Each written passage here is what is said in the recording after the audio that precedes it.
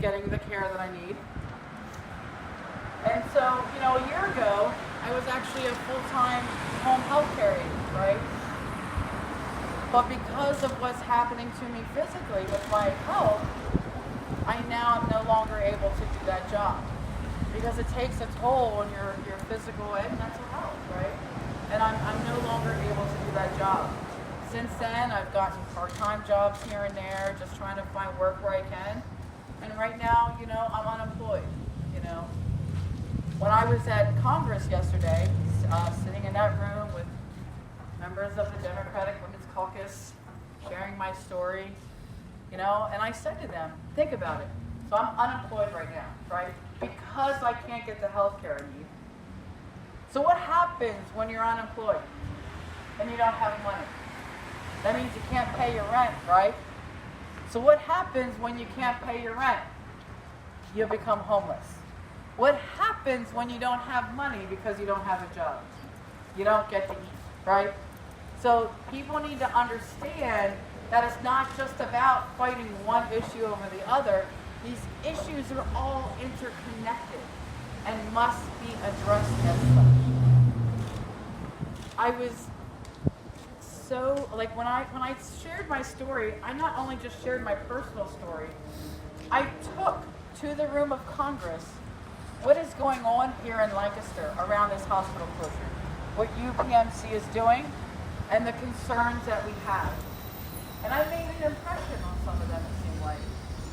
And what was the best feeling of all was when the one congresswoman actually said to me, if you need me to come to Lancaster, I will. You just let me know what you need me to do, and that's beautiful, right? Her name is Deb Holland. She's the first Indigenous woman elected to Congress. And prior to Congress, she struggled, right, economically herself. But also when you think about it, it's kind of sad that we had to go to Washington, D.C. to take our fight there to get support, and we don't have it from our own city administration. Mm-hmm. I just can't believe that. They have an opportunity here in this moment to do the right thing and show other communities across this nation how things can be done. And it really is such a shame that we had to even go to D.C. to do that, right? That even had to be an issue. I mean, that's not the only reason why I was there, but that's what came out of it. And I talked to some of the homeless folks that are in D.C., and they get it.